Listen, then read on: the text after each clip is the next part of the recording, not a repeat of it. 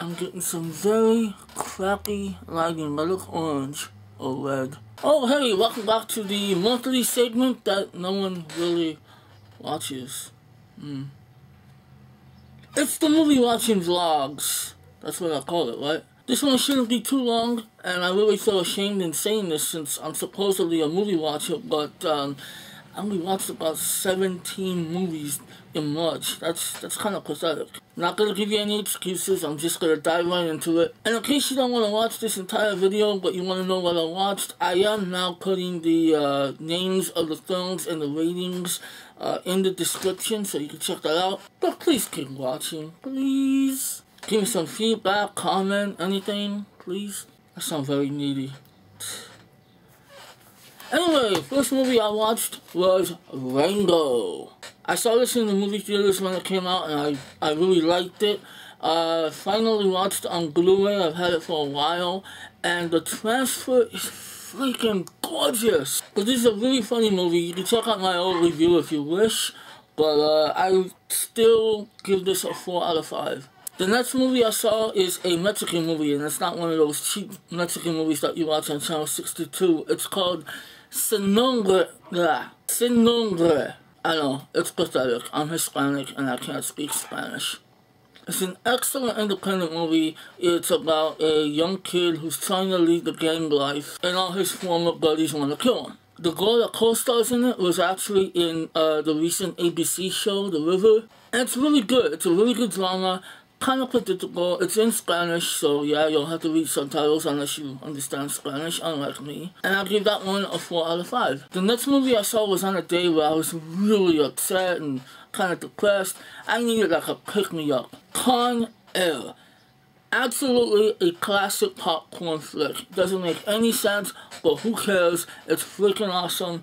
Nick Cage, John Cusack, and John freaking Malkovich. I give it a 4 out of 5. I don't care how silly it is. The next movie I saw was actually on St. Patrick's Day, and every St. Patrick's Day I watch The Departed. What's the name of The Departed? I love this movie, and yes, you can see it's HD DVD with the DVD combo, so look at this, they suck. I watched it on DVD in my room.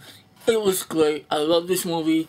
I love the dialogue in this movie. Jack Nicholson is classic in this film. This is one of my all-time favorite movies. Anytime I bring this movie up to my friend Dan, he gets pissed off because he thinks Little Miss Sunshine should have won the Oscar for Best Picture. Nah. Departed. 5 out of 5. Classic. Alright, then I watched a movie called A Better Tomorrow 2. It's from 1987. It's a John Woo cult classic starring Chow Yun-fat. I've never seen it. It's always been hard to find, but I saw it online. It's known for being completely over the top, over dramatic, almost to the point where it's like a cheap soap opera. Extremely violent, extremely gory, and it was all of that. It's also infamous for a very ridiculous scene where Chow Yun-fat goes on this temper tantrum about fried rice. The first hour of the movie is almost impossible to watch. It is so badly acted and so ridiculous. But sticking around for all the action afterwards, and especially the incredibly ultra-violent conclusion, it was totally worth it. This movie is ridiculous. I'm gonna give it a 3 out of 5. It was so bad in the first hour, but the action just made up for it. Next, we have a movie called Seeking Justice, which is a Nicolas Cage thriller that came out in the US in limited release. It wasn't too great. It wasn't terrible, but it wasn't great. I actually did a review on it. You can check that out if you want to save some time. I did give it a 2.5 out of 5. Okay, the next couple of movies I'm going to mention, I didn't see them on the same day, but I'm just going to mention them back to back because they're, attached. Really awesome French comedy starring Jean Dujardin. The first one's called OSS 117 Cairo, Nest of Spies. The second one is OSS 117 Lost in Rio. I saw these movies with my buddy Jesse, known on YouTube as 7282. These movies are hysterical. I'm going to try to review them both. Pretty much it's a spoof on 60s spy films like James Bond and like Flint. A little bit of Pink Panther in there. Great freaking movies. I give them both 4 out of 5. At some point during the month, I don't know why, but I was just randomly bumping the Above the Rim soundtrack, which is a classic soundtrack. And because of that, I decided to watch the movie, Above the Rim. I've always loved this movie. It was a favorite of mine when I was a teenager. It's just a really good, underrated drama. It has Tupac Shakur, Bernie Mac, Dwayne Martin, Leon, Marlon Wayans. There goes your interest, right? As soon as I say Marlon Wayans, forget it. No, but it's a really good drama, great basketball action, good performances. It's probably a little corny and a little dated. This came out in 1994, I believe, but I freaking love this movie. The song Regulate with Warren G and Nate Dogg became famous because of this movie. And if you haven't seen it, I think you should really check it out. It's a good movie. I give it a 4 out of 5. I saw on the 25th, I did go see The Hunger Games, but before that, I did watch Battle Royale. Yes, I know, oh, don't compare the two. I'll compare whatever I want. No, the movies are not the same, they're different, but I just felt like watching Battle Royale. I love that movie, it's a classic. Maybe one day I'll review it, I don't know. I give that a 4.5 out of 5. It's a classic to me. Completely over the top, completely gruesomely violent. We all know. If you've seen it, you know. Then I went to go see The Hunger Games, and I still haven't reviewed that damn movie. I feel like I should see it again before I can really judge it. But just know I did like the movie. I liked it quite a bit. So I will try to review that very soon. I'm not going to give it a rating yet because I'm just not sure of what I'm going to rate it. Then after that, on the same damn day, I watched The Mummy. I love The Mummy. This is such a fun movie. I love it, love it, love it. It's completely ridiculous at times, but it's so entertaining. I don't care what anybody says. And I think I'm going to watch The Mummy Returns, I don't know, sometime soon. Not The Mummy 3. I don't like The Mummy 3. I give this a 4.5 out of 5 just because it's just so much fun. I have a lot of great memories with this movie. A couple of days later, I watched The Midnight Meat Train. Very solid horror film, very graphic.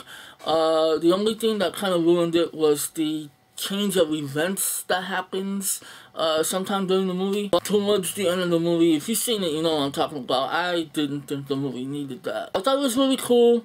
I was entertained. I give that a 3.5 out of 5.